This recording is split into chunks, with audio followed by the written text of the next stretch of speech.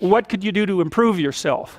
Well, let's step one step backwards. The first question might be, why should you even bother improving yourself?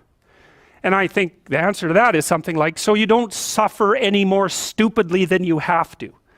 And maybe so others don't have to either. It's something like that. You know, like there's a real injunction at the bottom of it. It's not some casual self-help doctrine. It's that if you don't organize yourself properly, you'll pay for it, and in a big way, and so will the people around you. Now, and you could say, well, I don't care about that, but that's actually not true. You actually do care about that, because if you're in pain, you will care about it. And so you do care about it, even if it's just that negative way, you know. It's very rare that you can find someone who's in excruciating pain who would ever say, well, it would be no better if I was out of this. It's sort of, pain is one of those things that brings the idea that it would be better if it didn't exist along with it. It's incontrovertible. So you get your act together so that there isn't any more stupid pain around you than necessary. Well, so then the question might be, well, how would you go about getting your act together? And the answer to that, and this is a phenomenological idea too, it's something like, look around for something that bothers you and see if you can fix it.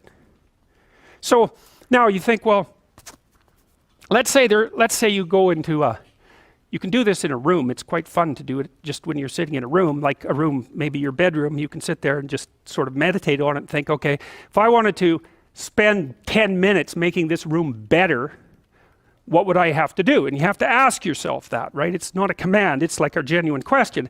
And things will pop out in the room that you know, like there's a stack of papers over there that's kind of bugging you, and you know that maybe little order there would be a good thing, and you know, there's some rubbish behind your computer monitor that you haven't attended to for like 6 months, and the room would be slightly better if it was a little less dusty and the cables weren't all tangled up the same way. And like if you allow yourself just to consider the expanse in which you exist at that moment, there'll be all sorts of things that'll pop out in it that you could just fix.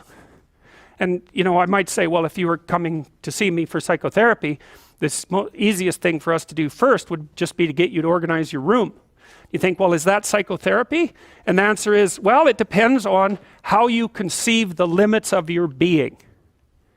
And I would say, start where you can start. You know, if something announces itself to you, which is a strange way of thinking about it, as in need of repair, that you could repair, then hey, fix it. You fix 100 things like that, your life will be a lot different. Now, I often tell people too, fix the things you repeat every day, because people tend to think of those as trivial, right? You get up, you brush your teeth, you have your breakfast, you know, you have your routines that you go through every day. Well, those probably constitute 50% of your life. And people think, well, they're mundane, I don't need to pay attention to them. It's like, no, that's exactly wrong. The things you do every day, those are the most important things you do. Hands down. All you have to do is do the arithmetic. You figure it out right away. So 100 adjustments to your broader domain of being, and there's a lot less rubbish around, and a lot fewer traps for you to step into. And so that's in keeping with Jung's idea about erasing once you've got your mind and your emotions together, and once you're acting that out, then you can extend what you're willing to consider yourself and start fixing up the things that are part of your broader extent. Now, sometimes you don't know how to do that. So you might say, imagine you're walking down Bloor Street and there's this guy who's like alcoholic and schizophrenic and has been on the streets for 10 years. He sort of stumbles towards you and, you know, incoherently mutters something. That's a problem. And it would be good if you could fix it, but you haven't got a clue about how to fix that. You just walk around that and go find something that you could fix, because if you muck about in that, not only is it unlikely that you'll help that person, it's very likely that you'll get hurt yourself.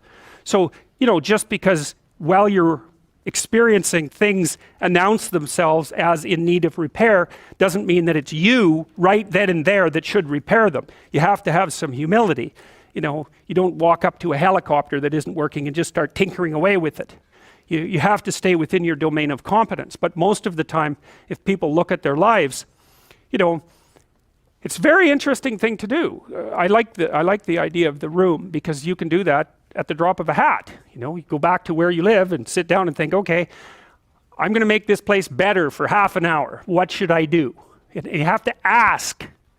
And things will just pop up like mad. And it's partly because your mind is a very strange thing. As soon as you give it a name, a genuine aim, it'll reconfigure the world in keeping with that aim. That's actually how you see to begin with. And so if you set it a task, especially, you have to be genuine about it, which is why you have to bring your thoughts and emotions together, and then you have to get them in your body so you're acting consistently. You have to be genuine about the aim, but once you aim, the world will reconfigure itself around that aim, which is very strange. And it's technically true. You know, the best example of that, you have all seen this video where you watch the basketballs being tossed back and forth between members of the white team versus the black team, and while you're doing that, a gorilla walks up into the middle of the video and you don't see it. It's like, you know, if you thought about that experiment for about 5 years, that would be about the right amount of time to spend thinking about it. Because what it shows you is that you see what you aim at. And that, man, if you can get one thing through your head as a consequence of even being in university, that would be a good one. You see what you aim at. And so because one inference you might draw from that is, be careful what you aim at, right? What you aim at determines the way the world manifests itself to you. And so if the world is manifesting itself in a very negative way, one thing to ask is, are you aiming at the right thing? Now, you know, I'm not trying to reduce everybody's problems to an improper aim. People get cut off at the knees for all sorts of reasons. You know, they get sick, they have accidents. There's a random element to being, that's for sure. And so you don't want to take anything, even that particular phrase, too far. You want to bind it with the fact that random things do happen to people, but it's still a great thing to ask.